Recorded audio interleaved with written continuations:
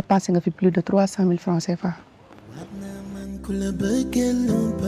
wala am tey suba dama bëgg su buñ takkee ba pare rek nga jël Asma ngeen dem Les gars, et si Taïb était en fait un riche caché? Et s'il était tout simplement en train de cacher sa fortune? En tout cas, franchement, Taïb perd tout son charisme en ce moment. Il donne l'impression d'être attiré que par l'argent d'Asmao. C'est comme s'il voyait en Asmao l'occasion de réaliser des rêves qu'il avait toujours voulu réaliser. Taïb, qui jusqu'ici s'est toujours montré intègre, dévoile un nouveau visage. Certes, des fois, Taïb, il refuse, hein, et quand on lui propose des opportunités ou de l'argent, il est là, non, non, non. Mais c'est les faux refus, là. Tu sais, quand tu dis, oh non, non, bon, après, tu prends, ouais, en mode, ouais, bon, vas-y, si tu insistes. Ces refus manquent énormément de conviction et ça lui donne carrément une image d'opportuniste, malheureusement. Franchement, j'aimais tellement Taïb au début, mais là, je le trouve insupportable. J'espère vraiment que la production nous réserve un sacré plot twist et qu'on va découvrir que c'est un riche, hein. J'espère qu'il va nous surprendre, hein, et qu'on va découvrir qu'en réalité, c'est un homme riche, discret, qui cherchait une femme forte, indépendante, une femme à la hauteur, tu sais, et qu'au final, il en a trouvé deux, Asmao et Kodou. Ce serait une révélation de dingue qui redonnerait beaucoup de sens à ce personnage parce que pour l'instant, franchement, rien ne va là. J'attends encore la chute. En plus, franchement, j'ai envie que leur couple marche parce que Asmao a déjà vécu trop de déceptions. Elle a déjà trop pleuré, quoi, pour que Taïb soit encore une autre déception. Ce serait trop, je trouve, hein. Donc, il faut que ça marche entre eux. Après, la série nous a montré le père de Taïb qui n'avait pas l'air spécialement riche, quoi. Donc, ça se trouve, ma théorie ne va pas s'avérer, mais j'ai vraiment envie d'y croire. J'ai envie de croire en quelque chose qui va nous secouer et qui va surtout secouer la mère d'Asmao qui est toujours obsédée par les apparences et le statut social, quoi. Ce sera une bonne leçon pour elle. Kudo, de son côté, en a ras-le-bol. Elle a donc décidé de rentrer chez sa mère, mais la daronne l'a renvoyée direct chez elle, quoi. Soit disant, oui, deuxième femme, c'est pas motif de divorce, mais je suis pas d'accord, moi. Certes, Taïb a le droit de prendre une deuxième femme, il a droit à 4 femmes, mais si la première n'est pas d'accord, elle a elle aussi le droit de partir. Je suis désolée. Mieux vaut partir que de rester être malheureuse comme jamais, quoi. Attends, je suis contente que Kudo soit partie. Elle a ramassé sa dignité. Elle est partie au calme. Mais malheureusement, par manque de moyens, je pense qu'elle va devoir revenir, hein. À moins qu'elle aille squatter quelque temps chez une copine, quoi. Et on verra si Taïb ira la chercher. Ce qui était triste par rapport à la scène avec sa mère, c'est que sa maman n'a même pas pris le temps de l'écouter, quoi. À peine arrivée, elle a renvoyé sa fille chez elle. Elle ne l'a même pas laissé entrer à la maison, c'était abusé. Et en plus, c'est un schéma qu'on a déjà vu, hein. On a déjà vu ça avec la mère d'Asmao. Ces mamans, certes aimantes, mais complètement déconnectées des réalités émotionnelles de leurs enfants. Donc, Asmao et Kodou, elles ont beaucoup de choses en commun, en fin de compte, hein. Elles ont les mêmes genres de mères. Après avoir pardonné Asmao pour son mariage caché, la maman est déjà prête à tourner la page et se concentrer sur le futur mariage d'Assi. Elle est même allée jusqu'à vendre son or et tout ça pour pouvoir offrir un mariage grandiose à Assi. Franchement, est-ce que c'était nécessaire? Cette daronne, elle n'apprend pas de ses erreurs. Elle est toujours aussi obsédée par les apparences, obsédée par le regard de la société. C'est pour ça qu'elle a kiffé cette voiture comme ça, là.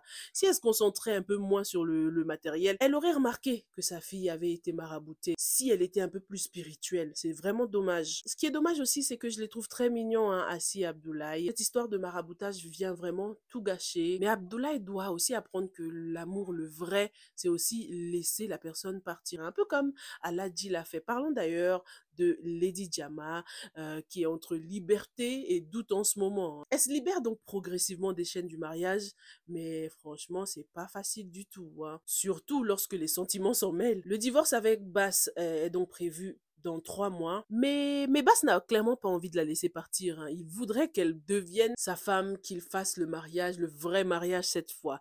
Je le comprends, il est amoureux. En plus, on a vu l'alchimie qu'il y a entre leurs enfants. Bass et Lady Diama, ce serait le couple parfait. Mais Diama est encore hésitante. Elle lui a demandé donc de lui laisser un peu de temps pour réfléchir et je trouve qu'elle a bien fait, hein.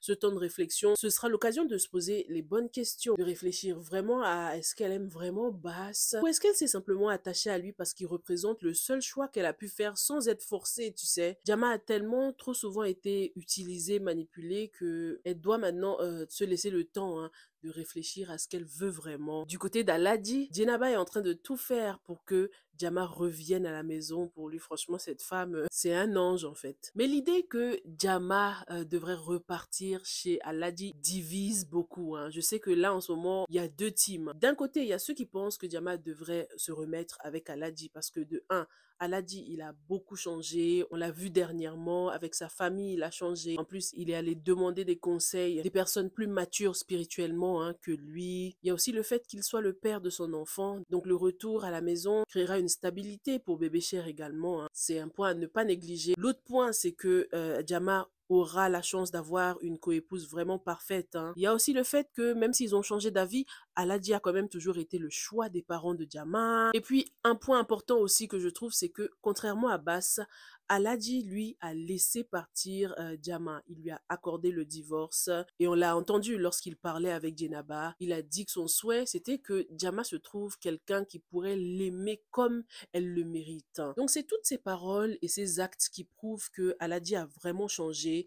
Et vous savez ce qu'on dit en plus, hein, si tu laisses quelqu'un partir et que la personne revient, c'est que vous étiez vraiment fait l'un pour l'autre. Bass, lui, ne veut absolument pas la laisser partir. Il essaye de tout faire là pour la retenir, alors que Aladi, lui, a compris qu'elle méritait mieux. Et je trouve que c'est un grand geste d'amour de sa part. Qu'est-ce que vous en pensez? De l'autre côté, il y a ceux qui pensent qu'elle ne devrait pas du tout revenir, hein, se remettre en couple avec Aladi. Parce que ne l'oublions pas, il a quand même divorcé à plusieurs reprises. C'est quoi ça? Divorcer 4 fois, c'est trop. L'autre truc, c'est que Aladi n'a jamais été le choix de Diama. On peut dire que ouais, peut-être que l'amour est venu par la suite, hein, mais dans ce mariage, on dirait qu'elle avait fini par accepter son sort, tu vois, s'habituer à lui, mais il n'a jamais été le grand amour de sa vie, quoi. L'autre point aussi, c'est qu'il a quand même levé la main sur elle, hein, et une réconciliation enverrait un message désastreux sur les violences conjugales. Donc perso, moi, je pense que le mariage ne réussit pas à Diama, franchement. Elle a besoin de se concentrer sur elle-même pour pouvoir découvrir qui elle est vraiment et ce qu'elle veut vraiment, hein. Ce serait un message beaucoup plus fort et ça ira en accord avec la bande-annonce où elle se trouve sur ce balcon comme une femme libre, une femme forte. Après tous les jolis discours qu'elle a donnés, elle peut pas se remettre avec Aladi quand même. Se remettre avec lui serait un échec total, surtout pour les femmes qui se sont enfermées dans des mariages qui ne leur conviennent pas, quoi. Donc dis-moi ce que t'en penses, toi. Est-ce que tu serais d'accord que Diama se remette avec Aladi ou pas? Sachant qu'Aladi a beaucoup changé quand même. Il faut qu'on garde en tête en plus que en ce moment, Diama n'a rien. Elle n'a pas de boulot, rien du tout. Donc, repartir dans un mariage, ce serait comme si elle choisissait de dépendre d'un homme au lieu de choisir de dépendre d'elle-même et de se construire. Donc, qu'est-ce que vous en pensez? Dites-moi aussi ce que vous pensez de ma théorie concernant Taïb. Est-ce qu'il peut encore nous surprendre? Est-ce que Taïb est un homme qui pèse lourd dans la société et il nous le cache? Dites-moi tout et on se retrouve dans la prochaine. Stay safe and stay blessed. Bye!